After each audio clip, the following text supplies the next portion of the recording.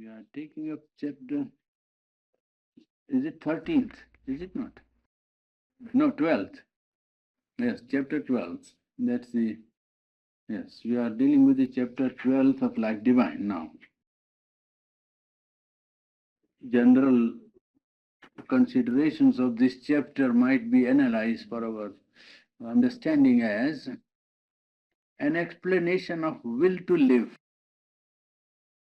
There is, and nowadays, we are taking up only general considerations before we take the chapter proper up. The will to live has been one of the, powers that has been noticed by some philosophers as the cause of continuation of existence. And then, of course, there are many things. Nietzsche, I think, brought it first into will to exist or will to live, and will to power. That was how he put it to himself. And then men like Dr. Schweitzer and so on, they translate this will to live into, if it is to be used by men with any sense of his cultural values, then it must translate itself into will to love. You see, the will to live is this first impulse. And is it mere self-preservation? That question they don't answer. They can't answer, you see. It's difficult to answer, I mean. Why there is will to live? That's it, that's one. And then, of course, will to conquer and will to expand, and that if you then transform that will into will to love, then you have a sort of a philosophy, active philosophy of life, by which you don't much explain to yourself the why and wherefore of the cosmos, but you have a code of conduct, so to say, a value of life by which you live satisfactorily so far as your outer mind is concerned, that you have tried to live the highest value that you could make for yourself. The philosophical explanation baffles, naturally, because this is not an intellectual answer which can satisfy fully the human inquiry. Here we are trying in this chapter to see into the cause of the will to live. Why there is this cause of will to live? Is it mere self-preservation or more? That is one. Secondly, what this chapter brings out is the place of pain in the scheme of things. Because as I yesterday pointed out when we dealt with the delight of existence as a power of the infinite existence and consciousness, I pointed out how it was a little exaggerated view of the place of pain in scheme of human life that brought about a lopsided view of life and its remedy in Buddhism. And therefore, in this chapter, we might be able to place pain in its proper place. Pain, its utility, its what you call place in the economy of the universe, so to say. What place does it serve, if it serves at all? And also the possibility of not avoiding pain, but if possible, transforming pain. Buddha thought that that was one of the elements that was permanently connected with the cosmos. And pain is inseparable from the life, from universe, you see. Now, this chapter will show us that pain is not anything fixed, first of all, it is variable. And not only variable, but also an element that can be transformed and changed. Well, if there is a possibility of transformation and change, then this chapter is also going to show us how pain is not only has a place in the scheme of universal evolution as a temporary stage imposed upon an evolving consciousness or evolving entity called man and animals, and it has a purpose to serve in the sense that it serves as an index to note certain superficial reactions to universal contacts. And then if the organism is capable of bringing out its inmost reality, then it is capable of being transformed. Well, there the problem of how comes afterwards, but possibility of transformation also is suggested. And then there is a possibility of diving into the cause of this suffering and pain. And why at all an infinite existence, consciousness, and delight chose or decided or moves into this channel of suffering and pain which we feel as undesirable element? Well, there is a probing into the why. That's all that this chapter is going to tell us. Now we begin with this chapter proper. Infinite existence and infinite consciousness in infinite delight, that is at the root or the basis of all things that we see. That is how we have arrived at in up to chapter 10th, you see. And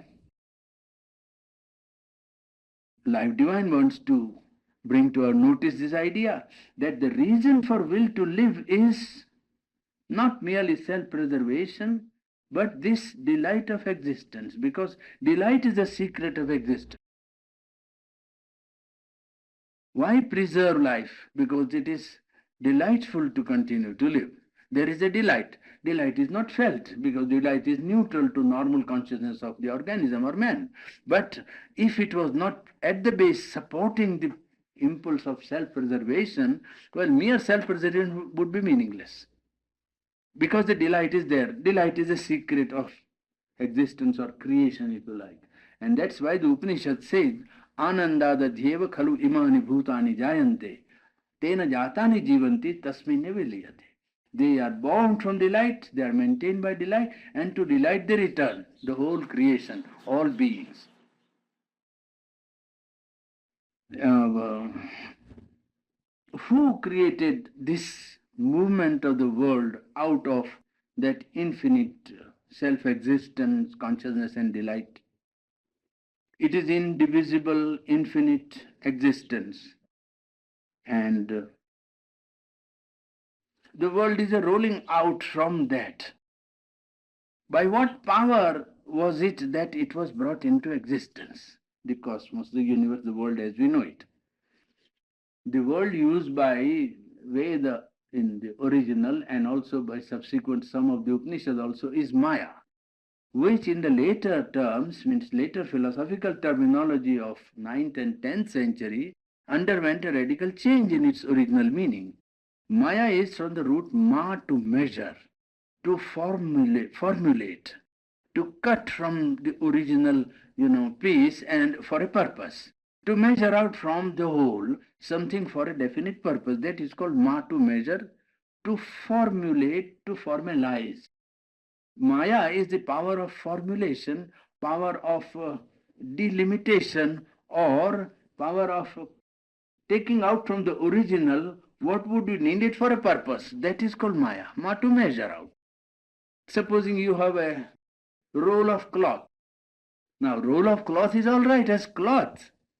But if you want to clothe a child, if you want to clothe an elder, if you want to clothe a man, if you want to clothe a soldier, then you don't roll him in the whole roller. No. You take out the piece and you say, well, so much is this for this purpose, so much is this for this purpose, so much is this for this purpose, isn't it? So that we measure out. Now that is exactly how this is one sense in which we have to look at the process that must have taken place, or that seems to have taken place. A formative power of the Supreme has created the world which is, well, his measured out cosmos or measured out self-expression.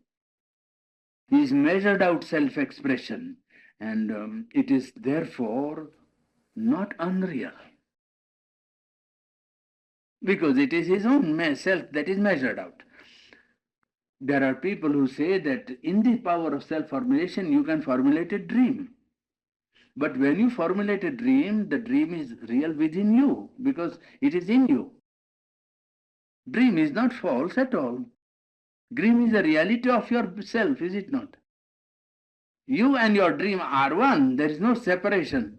It is only when you artificially divide your mental consciousness from it that you say dream was unreal. Dream within self, when it is actually being seen by the self and the dream are one. It's a part of the self, in fact, and therefore partakes the reality of the self. Even if you, grant the definition of a dream. Well, It is therefore real because the self is real. The form and the world, therefore, are eternal, accompaniments of this process of self-unrollment of an original reality. It is a creation of self-conscious being out of its own eternal truth. The substance of the world, therefore, is real existence. Our mind, when it looks at this creation, it says, you can grant an infinite consciousness, but the world that rolls out of it is illusion of that infinite consciousness. To us, it appears as if it is the illusion of that. We don't see that, but we see the illusion of that. To that, he replies by saying that this conception of the world as an illusion of the infinite is not the correct appraisement of our intellect, but it's only a shadow of our own mental sense of the infinite. Our own mind is sensing the infinite in that way, but really speaking, it partakes of the substance of the original truth and reality. Even if it's an illusion of infinite consciousness, it is only phenomenal, but essentially it is the substance of the real. It partakes of the nature of the self, nature of the infinite reality. Now, you should take this world related to the consciousness originally, creative of it, then it appears to our mind as a movement of force. Some force is moving out, activity. And this force, when it moves, it seems to obey some secret will within itself. That is how we see the force.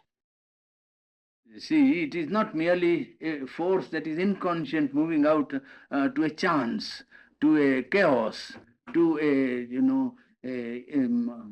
unrhythmic play of its vibrations. No, it's a force that moves out and it seems to be carrying out in its flow or obeying when it is working or actively moving some secret will, some play of original will within its own self. Infinite forms, world existence.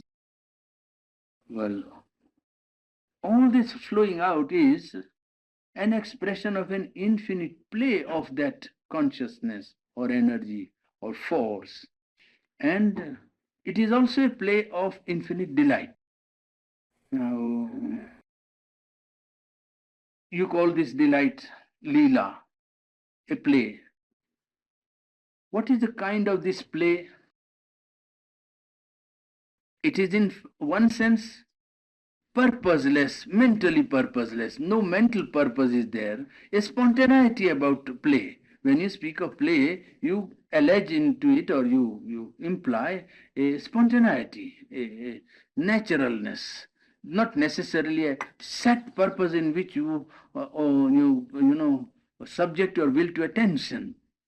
In play, your whole being is relaxed, is it not? Otherwise, it's not play. It is too much of attention. Well, this spontaneity of movement is called play or lila. It is like a child's play or the poet's play in his own creation or an actor's play, if you like, and joy in what he is doing. It is eternally fresh, young, and inexhaustible. The play that is moving out is eternally young, inexhaustible, and creating and recreating himself within his own self. This consciousness is, yes, creating and recreating himself inexhaustibly in his own self.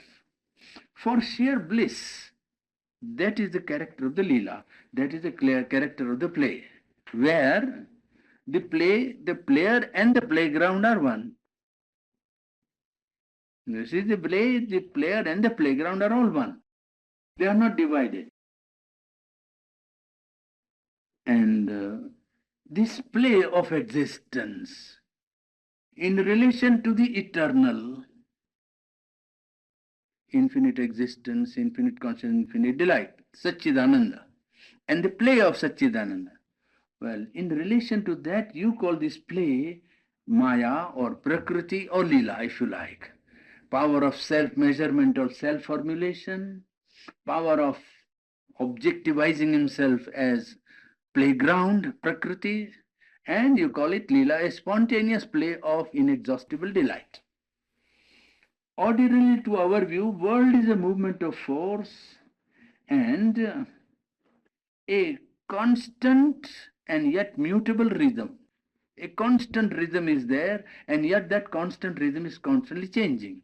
So, a constant play of mutable rhythm, eternal and infinite delight of being, moving into infinite and variable delight of becoming.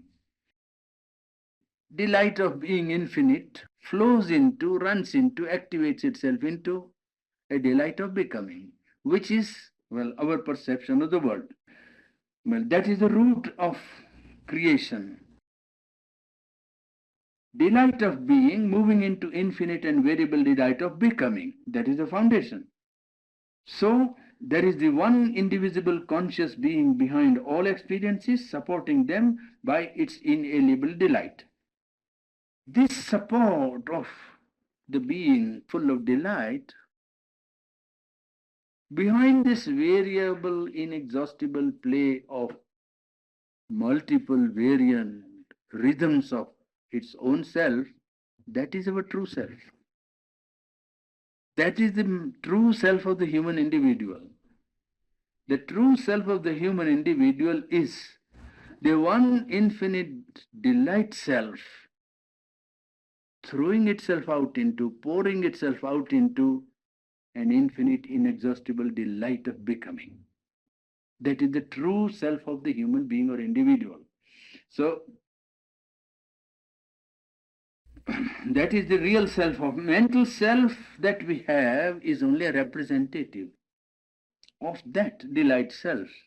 It's only a representative put forward for sensational experience in response to multiple contacts of the universe. There are multiple contacts of the actions and reactions. So whatever contact or whatever shock of the universe is given to us, the mental representative of this being of delight is given to us for superficial reaction to it, you see, for a sensational experience of shocks of existence. Shock of existence to be rendered in terms of sensation. Essential delight is of consciousness, remember. Essential delight is not yet become sense experience. Delight is self-existent. That delight is rendered available to the evolving consciousness here in terms of mental consciousness. It is mental consciousness which represents that being of delight here. And how does it get that original delight, which is its cause of being, which is its cause of life and cause of its existence? It takes it only through sensation. And for having a sensation, a machinery is provided in the form of mental and nervous consciousness. Nervous consciousness and mental consciousness together receive the multiple shocks of the cosmos. And they render it in terms of pleasure, pain, and neutral indifference. They don't render all sensation in terms of delight, though fundamentally the object is to give the experience of that self-existent delight to the being which has evolved itself out of the inconscient. So mental consciousness is not decisive so far as the creation is concerned. It's only a representative put forward for sensational experience to respond to the multiple contexts of the universe, and it gives an imperfect response. It is not able to render a perfect response. Well, that is why there is pain and suffering, you see. That is one way of looking at the problem of why there is pain and why there is suffering. Original delight, which is infinite and full of variable rhythms, creating the cosmos, is flowing, and in its flow it gives rise to a mental consciousness which is representative of the true self. And the contacts of the world are given to it in the form of sensation. Well, its response to the contacts is imperfect. That is why the imperfect response to the original delight renders itself in triple terms of, well, pleasure, pain, and neutral indifference.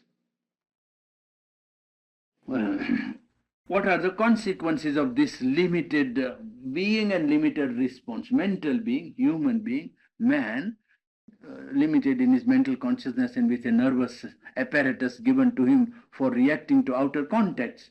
Well, then that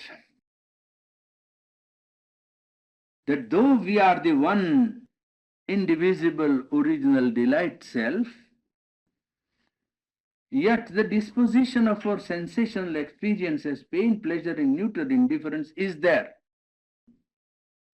Though we are that in our original constitution, this experience into triple terms is there. And it is only a superficial arrangement created by that limited part of us which is uppermost in our waking consciousness. This triple reaction is created as a superficial necessity and temporary arrangement by the waking consciousness. Behind, if you go deep down, probably even the human mental personality has behind it an impersonal ground or plane where it is receiving the universal delight that is flowing throughout the creation without any distortion. It is able to contact that there behind and not on the surface consciousness of its waking being, you see. Behind there must be something much vaster than the human mental consciousness, than the superficial consciousness which we have, and which is capable of contacting impartially the delight universal that is flowing in the act of creation. The delight that is flowing must be available to man somewhere in his depth, you see, somewhere behind the surface consciousness. And it is this contact that supports the superficial being through all the labor, through all the suffering in the process of life. You see, you go into life and you see a man sometimes. You see, that is how one gets comfort in life sometimes. One is faced with tremendous suffering and he thinks, oh, the whole universal scheme is, cruel enough to deal with me most unjustly, and I am being, subjected to suffering and pain out of all proportion to my deserving, and so on. And suddenly, when the man goes out and sees somebody else, and he finds that, oh, perhaps I am better than this man, who knows? Well, he is worse off than myself so far as pain and joy is concerned.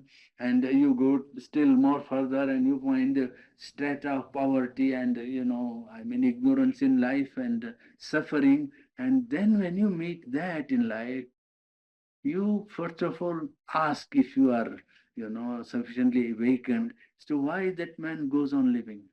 Why should he live? See, a foot is amputated, hand is amputated, and he has to depend for everything on everybody, you see, and he doesn't want to die. Most surprising. We have seen in India, you see, poverty is, colossal, and there you see people and you wonder why this man should live, why should he live? It's much better to die. No, he won't die. It is that contact of that deeper delight. You see, it is not mere nothing. It's not mere nothing that he continues to live. You see, that contact is there, subtly unknown even to him perhaps. But here, it is that which supports the superficial being through all the labors and sufferings and the unpleasant contacts of life. This I that man has evolved, or that is evolved in man, is only a trembling ray on the surface. But behind is a vast subconscious and also a vast superconscious, which receives all the contacts of the universal consciousness and being and delight. Behind, yes, it is there, and from there he receives the support of the delight. You understand? Yes, that's it. That is some idea of what is on the surface is only a superficial arrangement, something temporarily required to react to the contact of outside shocks of the cosmos, forces of air and light and happiness and misery and wanting and not wanting and ego and all kinds of actions and reactions. They are all imperfect responses. Therefore, all of them are subject to pleasure, pain, and neutral indifference. But in spite of it, man continues. Because behind this trembling ray of ego or self, there is that vast subconscious, vast superconscious, which carries that vibration of the delight all through. And it is that which is subconsciously or unconsciously felt. In life, we dimly feel this self calm and joyous sometimes. And we know that this world is not its master. There, a man has gone through a great crisis. And if he can become conscious within himself, well, when he is alone by himself, he knows that all that has nothing to do with me. See, this world is not my master. This perception, even in the waking consciousness, can come to the human individual in our calmness. Because this that is in him is the radiation of the Lord. That is the true being that is in him. It can smile at nature, the self, and it can live in the delight self, the Anandamaya, behind the mental consciousness. Blissful. And this self is the truth of self. It is within ourself, though not easily available to us at present on our surface consciousness. Now, we come to the problem of pain. And then the first proposition which he wants us to consider is that pleasure, pain, and neutral indifference have no absoluteness about them. There is no point at which you can say, well, this must be painful. No, to somebody it is not painful. To yourself, when you are trained, it won't be perhaps painful. Certain things we cannot say must give pleasure, perhaps not. The scale of reception of sensation of pleasure and pain is a variable scale. It can move from here, from here, from here. You see, pleasure and pain can be here, but it can be here, pleasure and pain. It can be here, it can be here. So it is not a, there is no absoluteness about them. There is no also compelling necessity of their existence. You cannot say that, when your hand is cut, you must feel pain. Not at all. If the hand is rotten, when it is cut, you feel pleasure. You feel it's all right, it's better, it goes. Isn't it? And there are people who have a tremendous reaction like that. I gave you the instance of the soldier who got his whole foot amputated without anesthesia. Without anesthesia. I don't want that. He was afraid mortally of taking anesthesia. Then he got it cut. So this is very variable scale, and there is no compulsion about it. Secondly, it's a temporary and superficial arrangement. The scale of pleasure and pain that is given in neutral indifference, it is only a scale of temporary arrangement, of superficial necessity. And it becomes in man a habit only, really speaking. Not a permanent and compelling part of his makeup, you see, a habit only, and it can be changed. One can return the response of pleasure to what now is pain, or pain to what is now pleasure. And he can even train himself to give out the reaction of delight to all contact. To all contacts, one may react with delight. It's a question of training. There is no compulsion or absoluteness or necessity about them. That is one. And if you try to follow this process of possibility of changing the scale of pleasure and pain, you will yourself observe that in the mind it is very easy to attain this status or this poise. In the mind, you can always separate your mind from what is pleasure and pain, and either change the values or react only with the reaction of delight in the mind, because mind is elastic. The difficulty comes only in the nervous being, you see. The difficulty comes in the nervous being only and body. There is an obstinate persistence in the original reading or value of the sensations which you receive. But in the mind, it is easy to understand that elasticity is there, and therefore the conversion of pain and pleasure becomes not difficult at all. But in body and the nervous system, it is more difficult because it is governed by external nature and external contacts, and even in body and nervous system, you can see that this scale of pleasure and pain can be changed, if not by the organism or the proprietor or the self of the man himself, under hypnotism. This, I don't know whether you have seen. Most surprising. When a man is put under hypnotism, when he is given sugar and says, how bitter it is, he throws it out. Now you see, now you are at such and such a place, and he makes him jump over and all over, and he gets all the, bruises here and there, and he is very happy. So this reaction of body and nerves even can be so thoroughly altered on the level of the body, not by one's own reaction, because that requires a lot of training, perhaps in a transformation, but by a control from outside. Then the body reaction and nervous reactions the scale is changed completely. It is possible, therefore. We are only looking at the problem as how far this is compelling and how far it is possible to change it, is it not? That's the problem we are tackling. And so he says that in bodily, the reactions in hypnotism and suffering, the scale is completely changed. There is no suffering in going through acts which normally are very, very, very hard to bear. Secondly, the place of this pain in the scheme of nature is also to be observed. We have to see that this pain is not without its utility. Especially on the nervous level, when the pain is given, it is a warning of nature that the contact is dangerous. Isn't it? When you get pain, that means to say the contact which you have is dangerous. So that it's like a danger signal.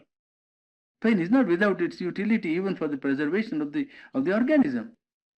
Pain on the nervous level, particularly when it comes, it's a sign that please take care, there is something to be guarded against. Yes. So it's a warning of nature, in fact.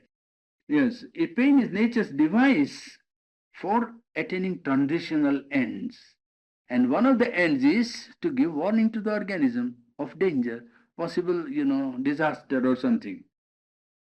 And it is to help this temporary, experience is meant to help the evolution of this I to a further stage. This I is to be trained to return other responses to outside contacts. Pain is one to make it begin, and it can learn to react to pain quite differently than it's accustomed to. It is first training is to recoil from dangerous and harmful contacts, and warning to avoid danger.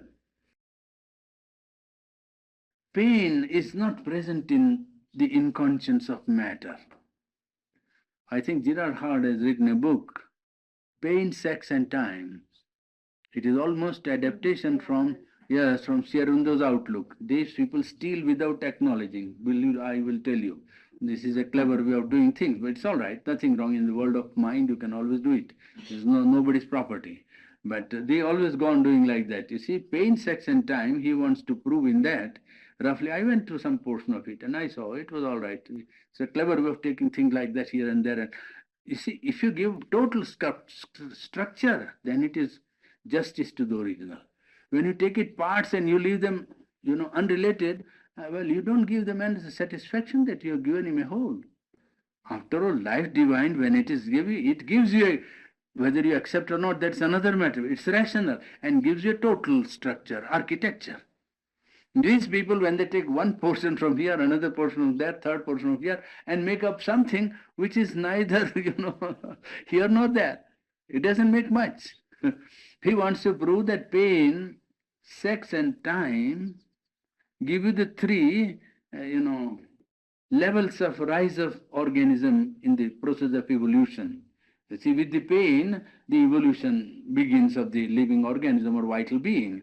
And in sex, it reaches a certain animal level, so to say. And in time, you come to mental consciousness. But that's a rough way of putting what he says, and I don't bother about what he said. It is just to show that below the living organism in matter, there is no experience of pain. There may be vibrations only. You can lead positive and negative if you like, but there is no cognizing sense subject to feel pleasure, pain, or indifference, you see, neutrality. Well, pain begins with life in matter and grows with the mental consciousness in man.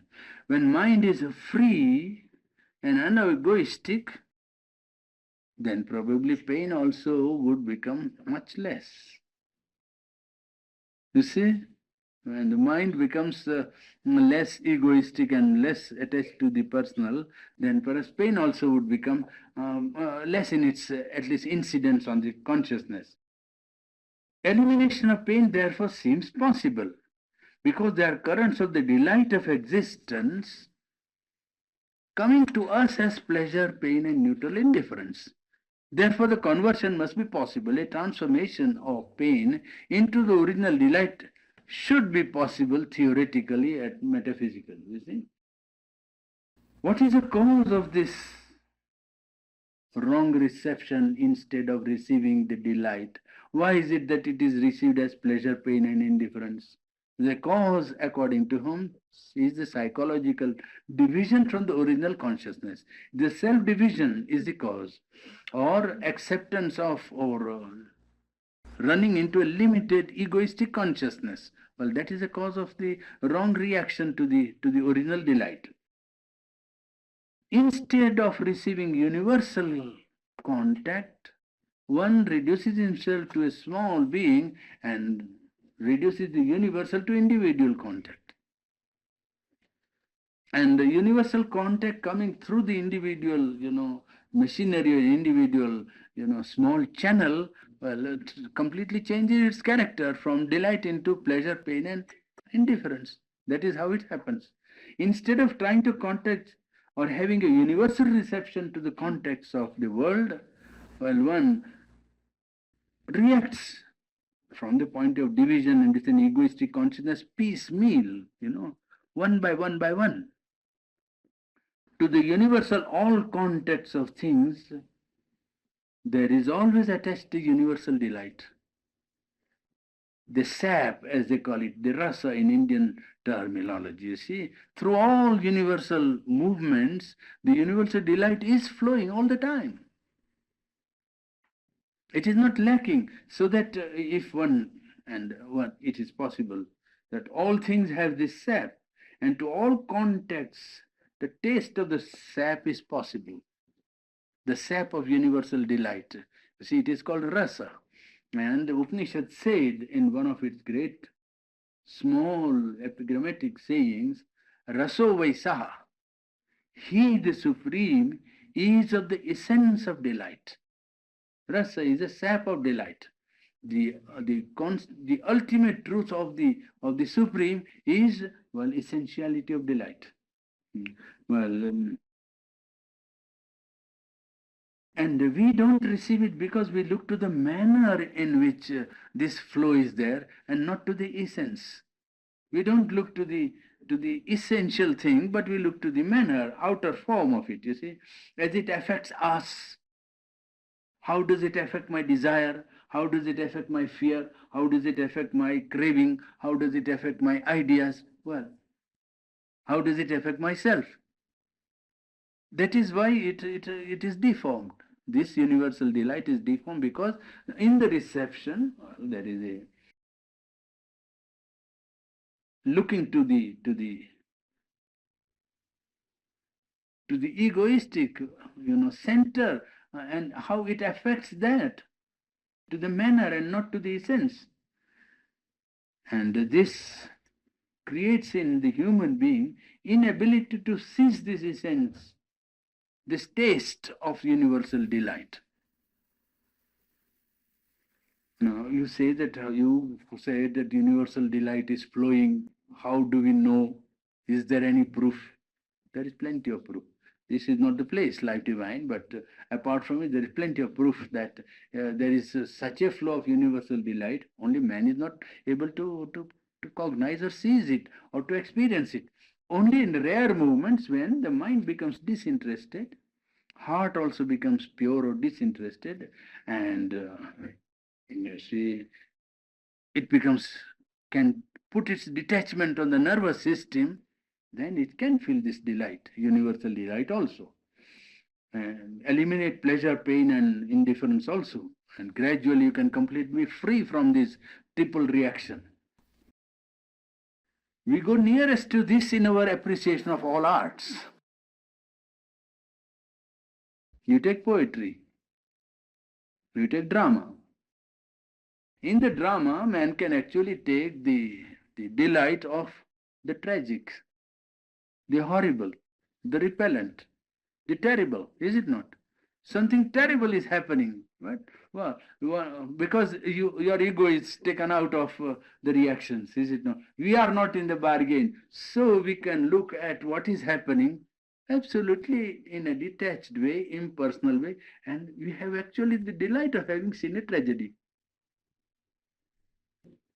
Even if you weep, still you enjoy the weeping, I mean the suffering, that this is something, wonderful.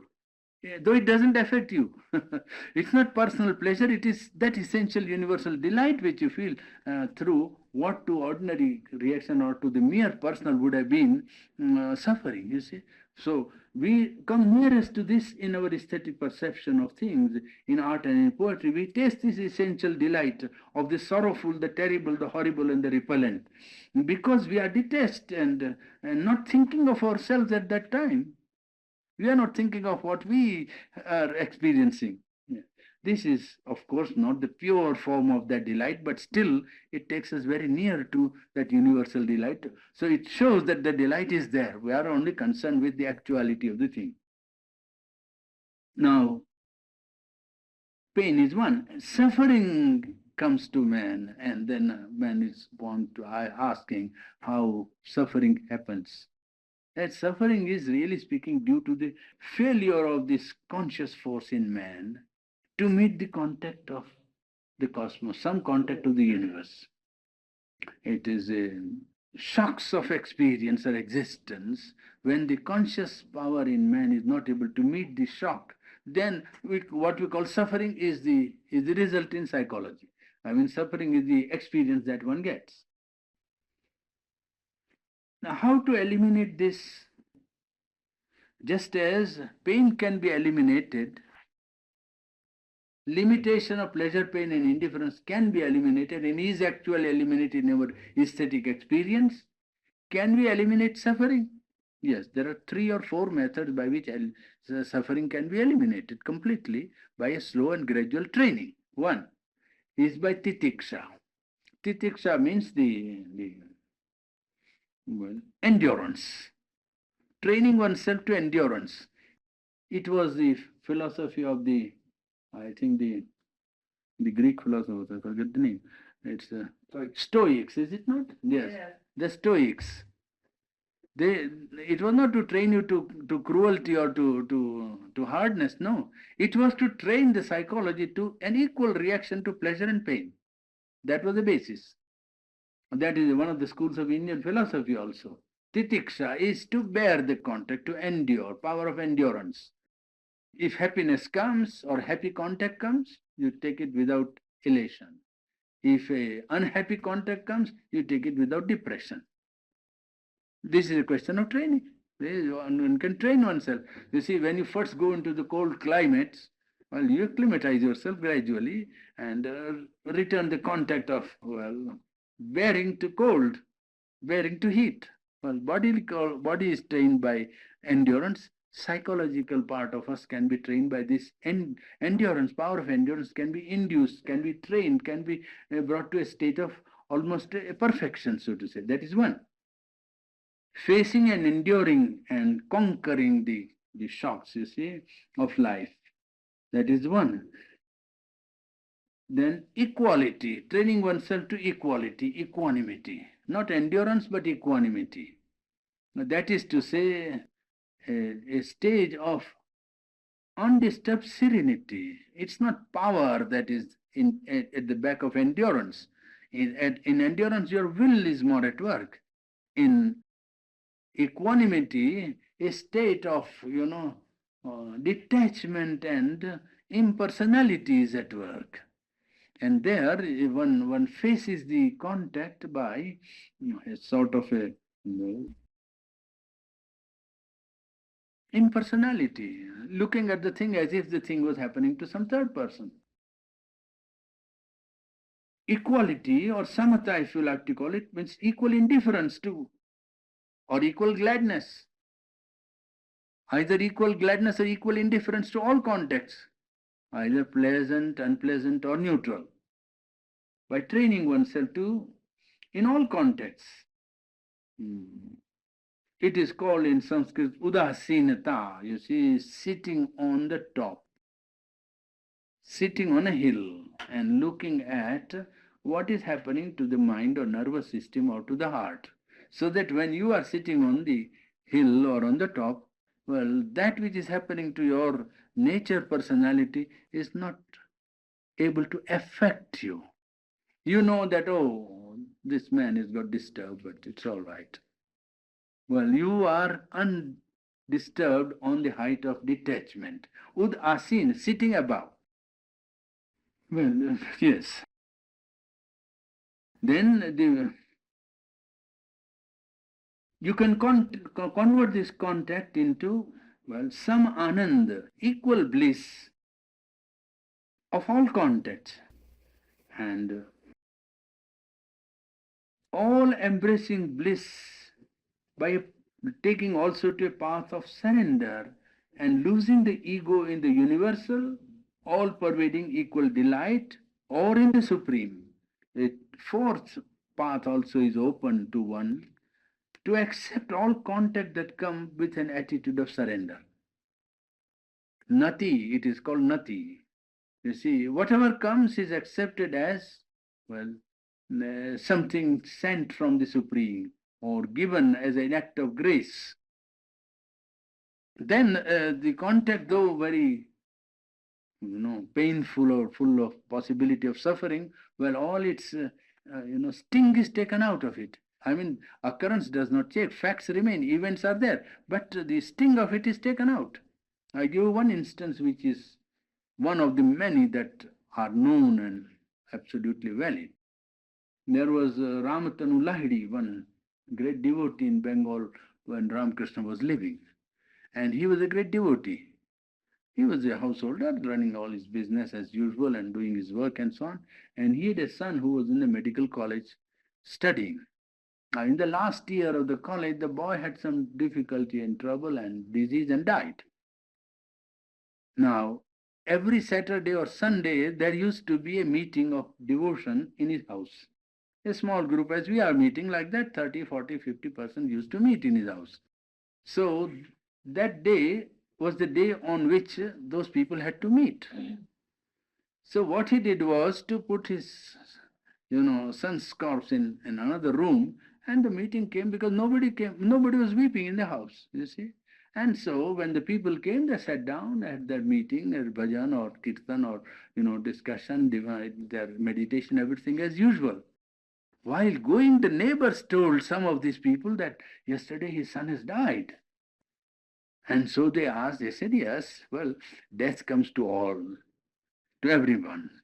And for that, a daily occurrence, why should we put off something which we have projected and which is certainly a desirable thing to do? After all, it is good. We have to meet. What's the use of postponing something which is good to do because, well, what is happening every day has happened in my house. Yes, and then they were surprised to see that the corpse of the boy was in another room, just the same next room, and nobody in the house ever gave an inkling that there was anything. Well, this is possible. This is out of nati.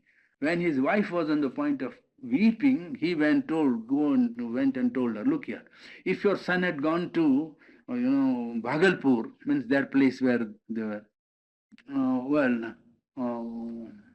What would you do? Would you be weeping here?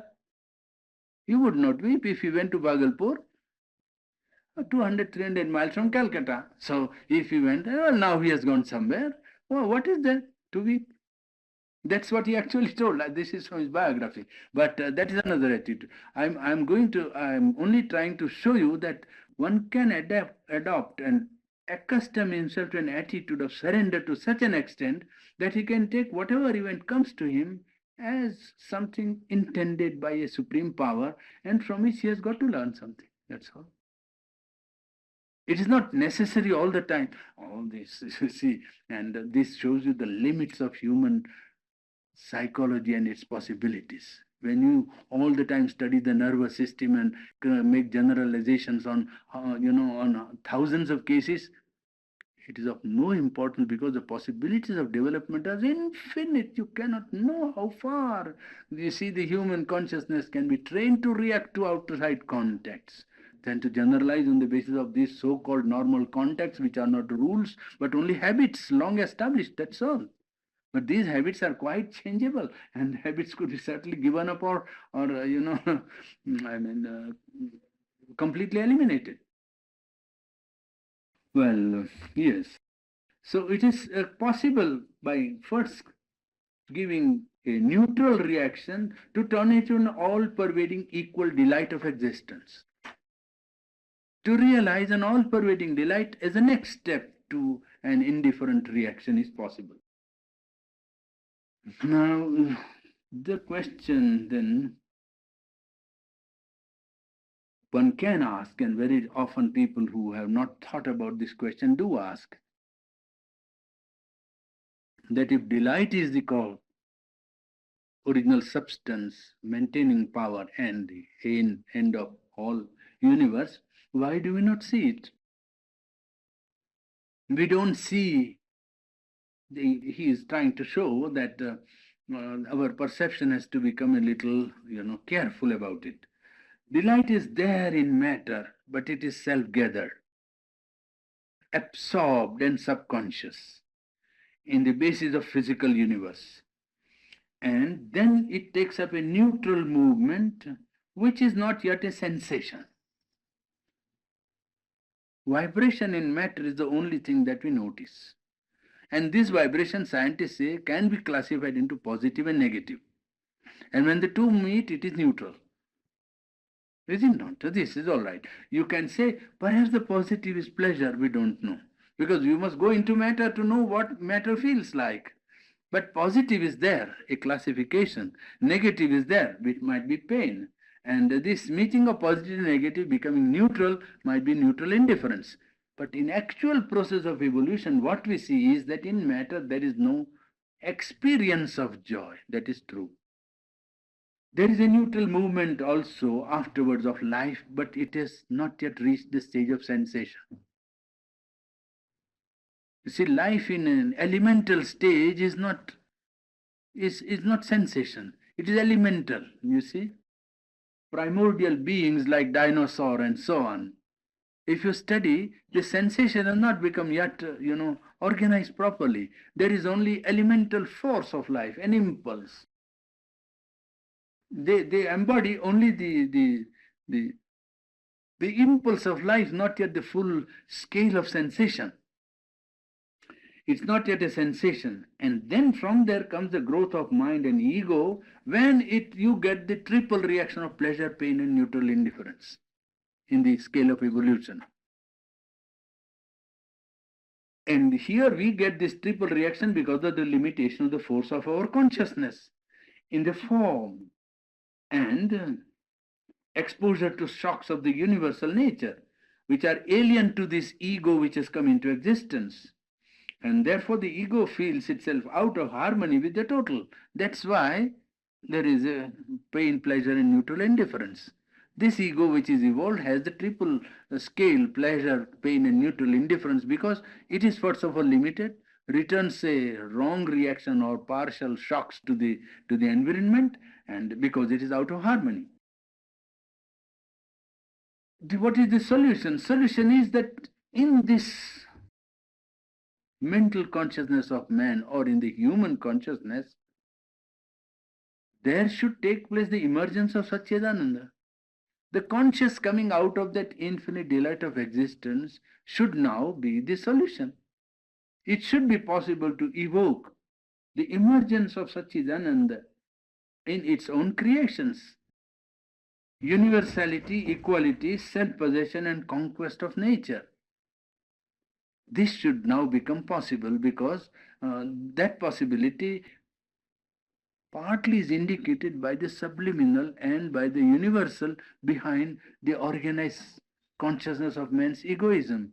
Egoism only a partial point, throbbing. Behind it is the subliminal, subconscious and the superconscious. Well, it should be possible to evoke the superconscious Satchidananda into expression here in life. And why this movement has at all taken place in the Satchidananda, in the supreme infinite existence, consciousness and delight? Philosophically, this question has been always put and very difficult to answer to the satisfaction of demanding reason, you see. Why this has taken place at all? Because mind is subsequent to this flow of delight, and after, you see, what comes into existence afterwards is asking the cause of that of which, well, it is the result, is it not? Mind is subsequent to this self-existent delight. And this mind is asking, what can be? There was no mind when the delight flew out into creation, you see, and there was no cause and effect, even possibility of demanding, because the consciousness was not there. We are demanding, our mind is demanding the explanation of something, well, which happened when mind, well, where mind has no jurisdiction, in fact. See, but that is mind. You cannot refuse this right to the mind. Why this one takes delight in this movement? Well, one answer is that all possibilities are there in the infinite. All possibilities are there, latent in its infinity. And the delight of existence lies precisely in this variable realization of its own possibilities. What is lying in the original one, infinity, as infinite reservoir of possibilities, the delight also is there in the realization of infinite variable possibilities. Original existence is delight, full of infinite potentialities.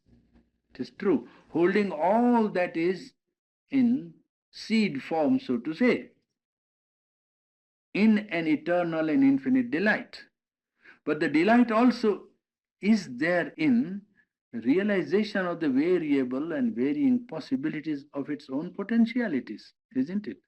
Yeah, it cannot be necessarily either a compulsion or want of delight that drives it to realize its variable delight in realizing the potentialities that are within its own self.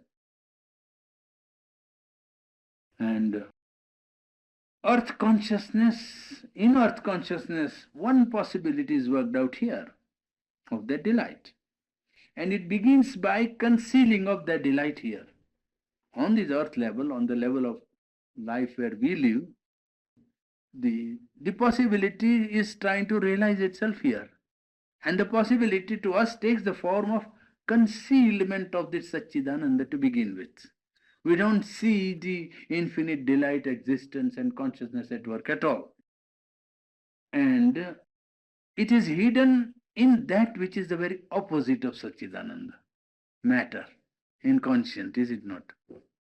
So this possibility of the infinite is that which seems it houses itself in what seems to be its opposite, and then it sets about a process of self-finding.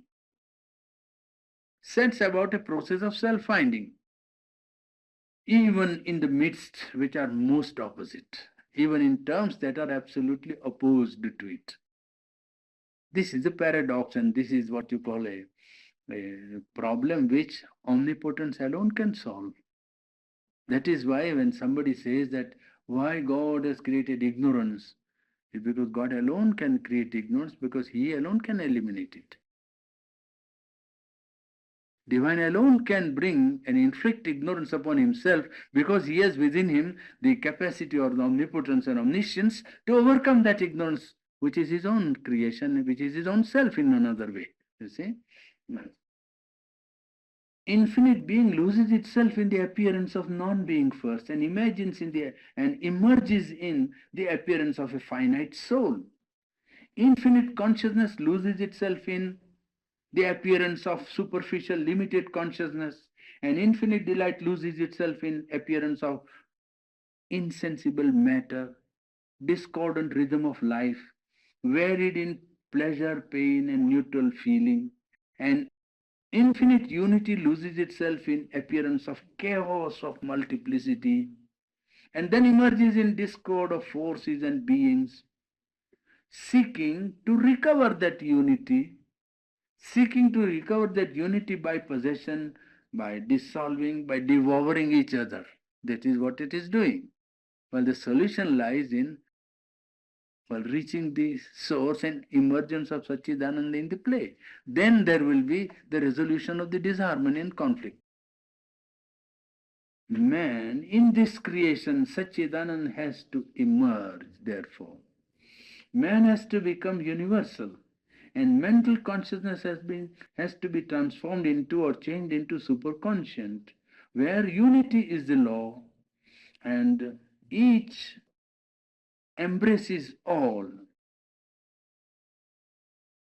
And then the narrowness is lost and universal love, the vital restricted being, returns equal shock to the whole universal contact, and then it becomes capable of universal delight.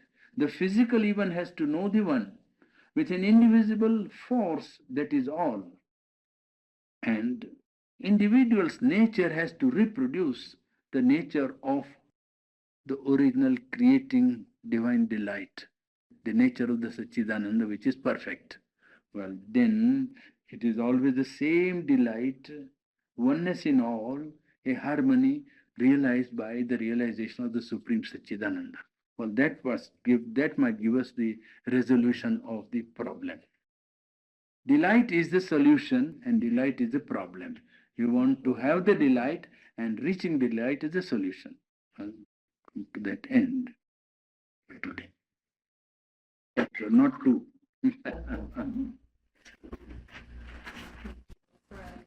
Chapter 12, is that right? Yes, this is 12. What is the title of that chapter? This is delight. Delight. Same as the last. Solution and delight as a problem. That was the will to delight, really speaking. Christ said, "He that loses his life shall find it." Yes. He said a great many. Yes, I'll tell you how it is. It is like this. I am the resurrection and the light. I am the resurrection and the light. And he that liveth and he that believeth in me, even though he were dead, yet shall he live. And he that liveth and believeth in me shall never die. Is it not? That's the text. I think I mentioned it before. The identical with the teacher in Sri Aurobindo. He said, "Why do you weep? Greater than I, Yes. it shall come the truth. Mm. The truth shall be your comforter." The truth consciousness, in other words, wouldn't that mean? Yes, it is the realization of the original, original creative impulse, you see, the creative truths. Which you different thing. Yes. See, first of all, Bible is not the expression of Christ's personal exposition. This is one difficulty.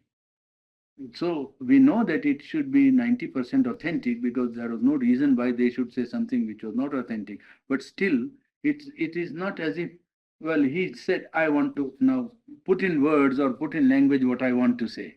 Then it would carry the stamp of his authority. I mean, now it does carry an indirectly, like Buddha also. The same thing has happened to Buddha. We have no authentic exposition of Buddha in his own language. We don't know. But Sutta, the first, exposition by his disciple, has preserved many of his words. And we say from that, what Buddha has said, and I think most probably he did. But Buddha did not sit down to say, now let me put my understanding of man, his problem, and the universe in language. Well, then we would have been satisfied. You see that we have an authentic exposition. So with regard to Bible, that is one great difficulty. The authenticity of the Bible, so far as it concerns the responsibility of Christ, is certain in doubt, you see. We take it as well, honesty that yes, it is true, but it is so piecemeal. I mean, it's so cut off that you can't make a total view of the how he looked at the world. I see something about creation, something about life, something about suffering, something about spirituality, something about realization, something about liberation, something about rules of conduct. All are there. Everything here, one there, like that. But a picture of the cosmos, you see, and the why and wherefore of it, and probing into the causes and the profundities of it, and then giving it not merely a philosophy, but also a line of growth toward that light. Then are explaining the whole collective life of man and the cultural activity of the human being. Then trying to see the modern problem. All that, you see, comes so much different that it's it's a new revelation in a certain sense. And one advantage is that there is one individual who is expressing himself in his own language. This is a great advantage of Sri Aurobindo. That he doesn't require a commentator. If you can go to the original, it is in his own words there. So you judge for yourself. Doesn't matter whether you agree or not. But it is not somebody else who is explaining him to you. Here it is himself who is speaking. So you know what to make of it. In the other cases of the Veda and Upanishad also, the difficulty is that, of course, they have expressed themselves in symbolic language. And now the explanation of the symbol is so difficult that somebody is required to explain the symbol. And then there will be difference in the people who explain. So they also have become, in one sense, very difficult, except Gita. And Gita is clear. Only its authorship is not known. They say it is said in the name of Krishna. Well, we hope it is true. Because the knowledge embodied is so vast and the synthesis is so wonderful and grand that certainly a divine spirit was behind it. There is no doubt about it. Calling Krishna or X or Y, it doesn't matter. But it must be a very great spirit. That is in somebody's own words. You can say it is one man's expression because the language and everything tends to show that nobody else has meddled into it. Somebody put it in the Mahabharata. Whether it was originally a part of the Mahabharata epic or not, we don't know. But Gita as such is one. There is no doubt about it. And it is clear as far as it goes. One man's authorship, his own exposition, and you can make what you like of it from the original without resorting to any commentary. It's open to you. While Sri Aurobindo's advantage is that he had the Western mind, the development of intellect, knowledge of modern problems, knowledge of modern attitude of man towards problems, and also the difficulties of man today. And then the knowledge of this inner life, the truth, and so on. So that makes a tremendous difference, you see, tremendous difference to the modern world. And one day, after 50 or 100 years, it is bound to make itself felt, I know. It is no question of time. Time is not important. Truth is important. And because it's such a cohesive, complete, synthetic, and integral expression of the truth, meant for the modern mind, that modern mind is only discovering. That's all. When it discovers, it finds that it is very satisfactory so far as mind seeking is concerned. Purani, some people understand this, it's put in terms so that the mind can understand and accept and it can be consistent with the mental approach. And some people find, that it's too intellectual for it. But the modern age is too intellectual, yes. Or even it doesn't appeal to them. Yeah, that's all. That's not the fault of life divine. It's their shortcoming. For them, he has written 2 or 3 books. You can recommend them. Which ones are those? Oh, any number, you see. First is this Thoughts and Glimpses. Thoughts and Glimpses. Aphorisms. It will beat your any of these small current books hollow, which people go to with enthusiasm. Oh, wonderful, wonderful. You give them one, thoughts and glimpses, aphorisms, evolution, small book, and there is a fourth book. Well, you can say more lights on yoga. How about The hour of God. The hour of God. Yes. more lights on yoga? Yes. More lights on yoga. The hour of God. Would the riddle of this world be one? Yes, it can be, but it is intellectual. To intellect? No, yes, it is answer. It is a answer to member of Académie Française. No. Maurice Magre. Maurice Magre came to Pondicherry and wrote a letter asking some questions.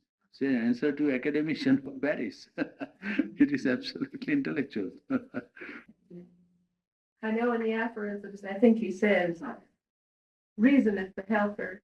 Yes, yes, like that. There are many. Yes, yes, yes. Well, many things like that. In thoughts and glimpses also you find, in aphorisms you will find, and some of the right. Mother itself is a very fine book. If one can, Mother is wonderful. Mother's writings are very simple and very straight. You can give it to anybody who is, he will immediately follow it. That is the French temperament. Yes, direct and straight and clear, like that. When she used to read Sherlock's book, you see, his sentence wouldn't come to an end. I know. And he would, oh, she would say. Because you see, his mind is rich like that. It's a caparisoned elephant, and then it doesn't want to leave anything unsaid, and you can't add anything to it. That is our challenge. I challenge that in England. When I went to BBC people, I said, I challenge. Come. You add anything. You see, you will see, you can't change the comma there. The thought that takes 10 lines, but it is complete, absolutely all possibilities, reservations, or you see, qualifications, all adjectives, everything is like that. And nothing, no, you can't change. It is that. Comprehensive. You see, he is very comprehensive. And therefore he says, I say this, but supposing, no, then I must add this, then I must add this qualification and adjectives and reservations and something marvelous. As a thought, it's a feat if you can enjoy it. It's a feat of intellectuality, I tell you. I told some of my friends that don't read it for its spiritual stuff. You can't find an equally intellectually enjoyable stuff. It's a feat of intellectuality. His chapters on origin of ignorance, I challenge the whole world, there is none to come near it. 100 miles near it. I know what is intellectuality. These people are happening people, small people who have only little knowledge. Here is a vastness, here, origin of ignorance. When you read, you say, oh my God, in the world's philosophy, nobody ever thought of explaining ignorance in that way. It's a marvelous explanation. We'll come to it when we come to Life Divine. Purani of the intellect, though, or the intellectual, isn't necessary for spiritual experience, is it? Not necessary for spirituality. But one who has a developed intellect and is seeking, for him there is an answer. And there is a place for intellect in spiritual life. But for all people who seek spirituality, intellect is not indispensable, not at all. Aurobindo himself said Oh, that. yes. Oh, yes. There are plenty of people who don't have any intellectual training or have aptitude, and they are progressing in yoga quite all right. It doesn't require anything. This is an instrument which is given to nature, and if it is sincere and seeking, it can be satisfied. When it is egoistic and vain, you can never satisfy it. That's why he told in that letter that don't try to answer doubts because the spirit of doubt is insatiable. You cannot. If one is submitting the spirit of doubt, you can never satisfy it because it doesn't want to be satisfied. It's no use trying. Chapter in the human cycles, which is marvelous. The supra-rational ultimate of life. Something that passes beyond intellectuality, marvelous. Something that you see is, you can put a problem and give you a solution. Nobody else can give you that. Nobody can. Supra-rational ultimate of life. It is in human cycles. One of the grandest chapters in his writings. Human cycle. I haven't. Yes, and Purani has what is a great many of information. Right. If you don't wish to answer this question now, I wish you just use your judgment. But I've been thinking about the suffering of Christ in Gethsemane in relationship to pain and suffering. I don't know whether you wish to make any comment on that or not. So No, it is a expression of universal love. His acceptance of being crucified is acceptance of expression of universal love. he's suffering. Yes. Yeah. That how far love can be an expression of universal love. Well, if you want to see exemplified, well, you see it in Christ. You can say not only universal but divine love, for the matter of that. Don't you think too that that Christianity has we might say, exaggerated the suffering, so that it's become almost what do you say? It's become a distortion. It's become a distortion of what Christ himself. Not only that, Christianity as a religion, an organized religion, you leave aside. I am only answering Christ's personal, the fact that happened to him or the occurrence. Christianity as an institution has never followed Christ. So it is all right. I never.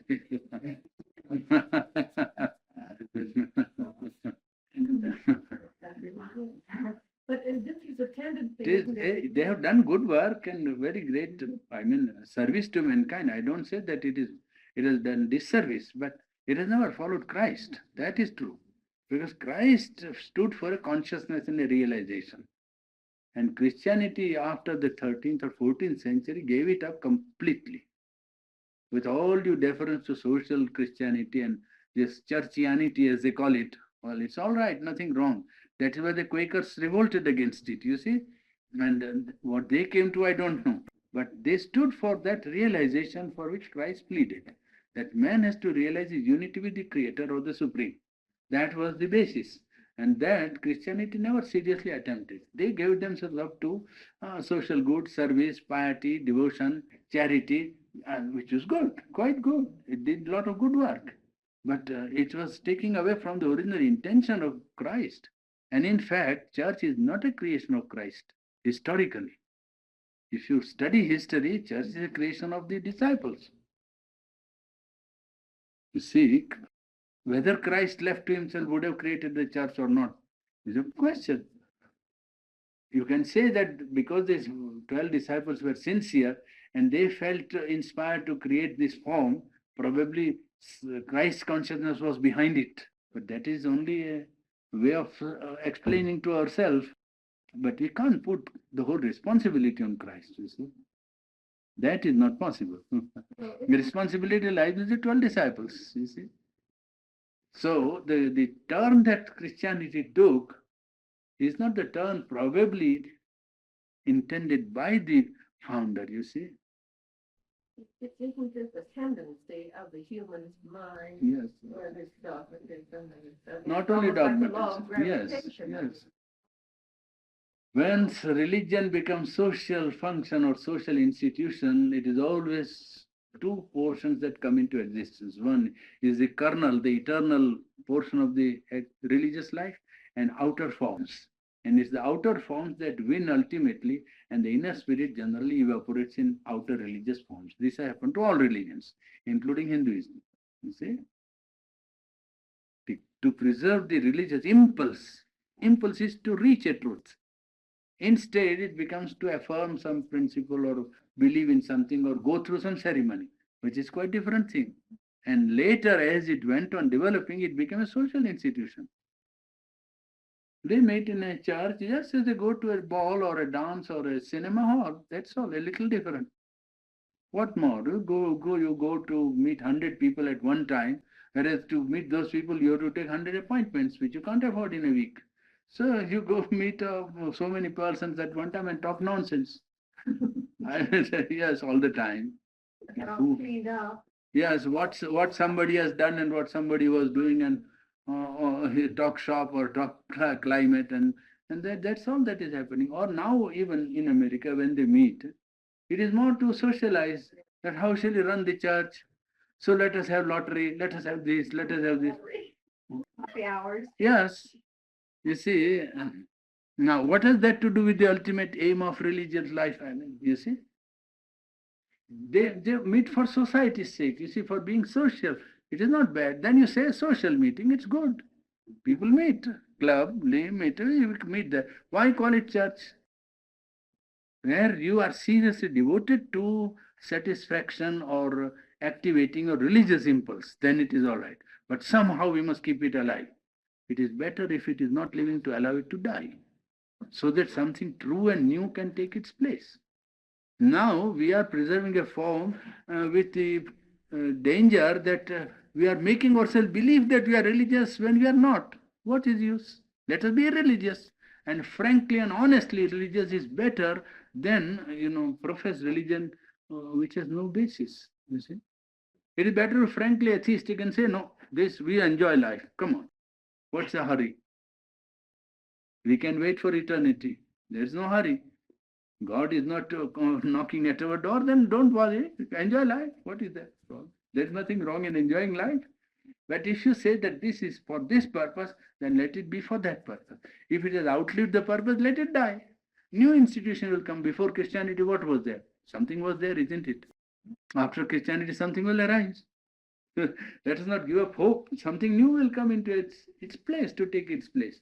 But if we keep a semblance alive or this dead form alive, the real thing takes time to come into existence. Well, we won't get away from this, will we, Purani, until we get off of the mental plane? I mean, until we get into a higher Well, because it will keep returning to dogmatism on the mental plane, won't it? Isn't that the natural? Well, it is a question of allowing the higher power to work out. You see, we have to see that in all that impulse is working out in forms that are worth preserving and forms that are not worth preserving. Well, it is inertia is there, the upward drive is there, progressive tendency is there. On all the three or four are working together, and something is happening. What we have to do is that we stress the essential and follow it without having disgust or dislike for anything. We don't want to run down anything and say this is wrong. Well, that is what they like, let them like. But our perception of the essential is that the inner change must come from consciousness. That's all. And then we stick to it. Well, those people who feel called upon to try and tackle the problem differently, let them do. There is no question of our feeling superiority also, or our feeling essential, that this is more essential. And our perception is that. Well, if they feel that there is another solution, let them try. No harm. We don't look down upon them. Guruji, in going back to the talk, in your thought or in your elimination of suffering, you gave the 4 methods to take sure. Yes. Surrender. Hmm. It seems to me that in back of all of these is the same identical thing. It seems like it all boils down to indifference. No. Indifference can happen in many ways. You see, when you put the endurance, you have to exercise your will. In another endurance, you have indifference, you have to exercise detachment. Udasinata, for instance, when you sit on a higher plane and watch your own personality going through what to outside is suffering, well, you are exercising a detachment. But when you put endurance, then you are putting forth your will in order to react equally to pleasure and to pain. You see, the force that is evoked is not the same. I mean, on the same plane. In one, there is a strength of vibration of will, in another is detachment of consciousness. It seems like in back of all of them, though, is a form of withdrawal. Not necessarily withdrawal, it's a form of meeting. In titiksha, you meet, in endurance, you meet the contact. I give you roughly the instance, for instance, cold and heat, nervous system. Then you put forth a reaction of equal reaction to cold and heat. That is endurance. That gives an idea. You see that there is a positive action. There is no withdrawal at all. There is a impact of consciousness to meet both shocks equally. That's all.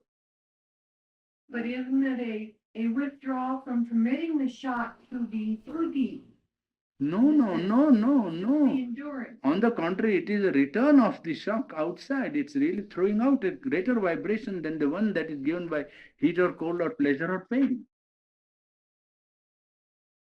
Is one more of the ego than the other? Is one more egotistical? The ego is the willpower more of the ego than detachment? Not necessarily. Even the exercise of will can be impersonal.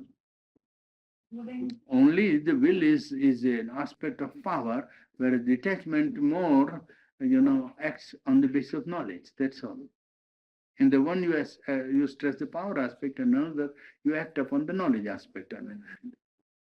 Or the subjective being detached from all the reactions of nature, Prakriti.